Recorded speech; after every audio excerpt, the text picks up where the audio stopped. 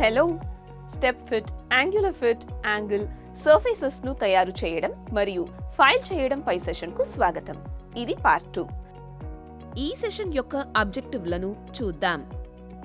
ఈ సెషన్ ముగింపులో మీరు వీటిని చేయగలరు: వెర్నియర్ హైట్ గేజ్ ని ఉపయోగించి లైన్లను మార్క్ చేయడం, ±0.04 mm అక్యురసీని మెయింటైన్ చేస్తూ దశలను ఫైల్ చేయడం, వెర్నియర్ బివెల్ ప్రొట్రాక్టర్ ని ఉపయోగించి 45 డిగ్రీల యాంగిల్ ను మార్క్ చేయడం, 1 డిగ్రీ అక్యురసీని మెయింటైన్ చేస్తూ యాంగిల్ ని ఫైల్ చేయడం, స్టెప్ మరియు యాంగులర్ ఫిట్, ఫినిష్ మరియు డీబర్ చేయండి.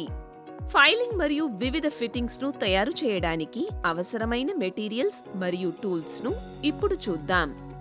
Rough file, try square,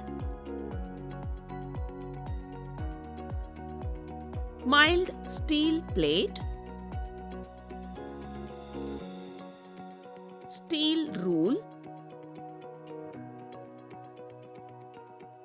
bench vice, vernier caliper, machine oil, bevel protractor,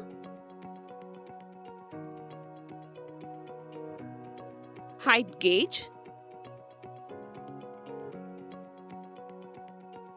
web chisel, drilling machine, ball peen hammer, measuring tape. ఇప్పుడు మనము ఆపరేషన్ల యొక్క క్రమం పార్ట్ 2ను చూద్దాం.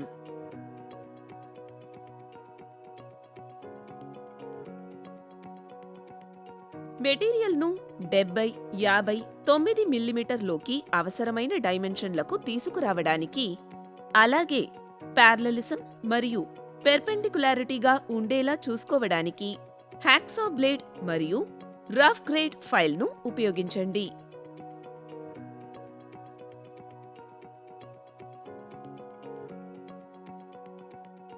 మార్కింగ్ మీడియాను అప్లై చేయడం మరియు మార్కింగ్ చేయడం. ఏదైనా కలర్డ్ చాక్ను ఉపయోగించండి మరియు వర్క్పీస్ ఉపరితలంపై సమానంగా అప్లై చేయండి.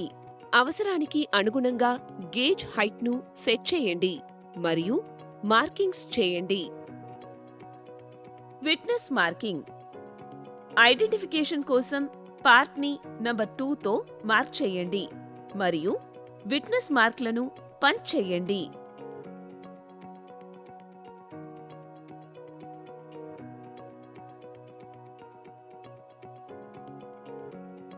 రిలీఫ్ హోల్స్ను డ్రిల్లింగ్ చేయడం. జాబ్ డ్రాయింగ్లో సూచించిన విధంగా 3 మిల్లీమీటర్ల డయామీటర్తో రిలీఫ్ హోల్స్ను డ్రిల్ చేయండి.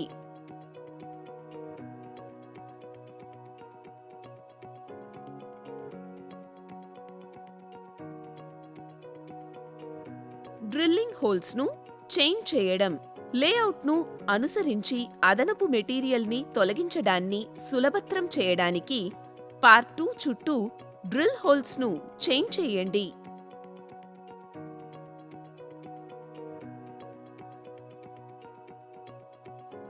అదనపు మెటీరియల్ను చీసలింగ్ చేయడం.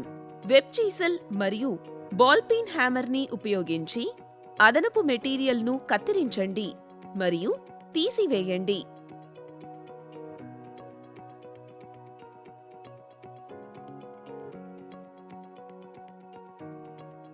అదనపు మెటీరియల్ను ఫైలింగ్ చేయడం. దశలను కావాల్సిన పరిమాణం మరియు 45 డిగ్రీల యాంగిల్కు ఆకృతి చేయడానికి వివిధ గ్రేడ్ల యొక్క సేఫ్ ఎడ్జ్ ఫైల్ను ఉపయోగించండి.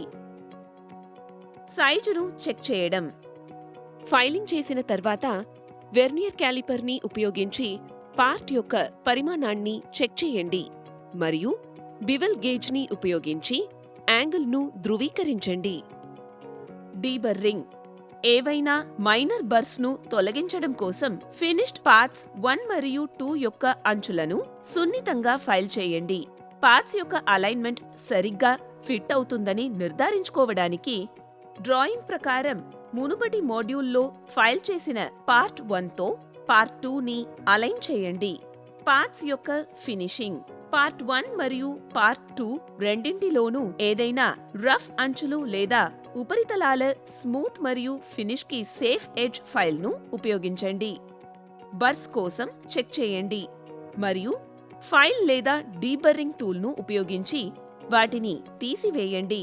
ప్రిజర్వేషన్ కోసం ఆయిల్ను అప్లై చేయడం రస్టింగ్ లేదా కరోషన్ నుండి పూర్తయిన భాగాలను రక్షించడానికి మిషన్ ఆయిల్ యొక్క పలుచని పొరను అప్లై చేయండి.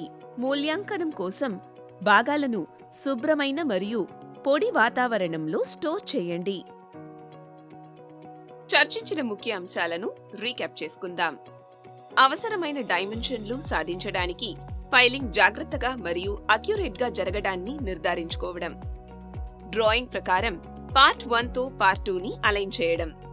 పూర్తయిన భాగాలను రస్టింగ్ లేదా కరోషన్ నుండి రక్షించడానికి మిషన్ ఆయిల్ యొక్క పలుచని పొర లేదా ఏదైనా తగిన ప్రిజర్వేటివ్ ని అప్లై చేయడం. ఇది మనల్ని సెషన్ ముగింపుకు తీసుకువస్తుంది. Step fit, angular fit, angle, surfaces ను 1 డిగ్రీ యొక్క బివెల్ గేజ్ అక్యురసీతో తయారు చేయడం మరియు ఫైలింగ్ చేయడం పార్ట్ 2 పై మీరు మంచి అవగాహన పొందారని ఆశిస్తున్నాను. తదుపరి సెషన్లో కలుద్దాం.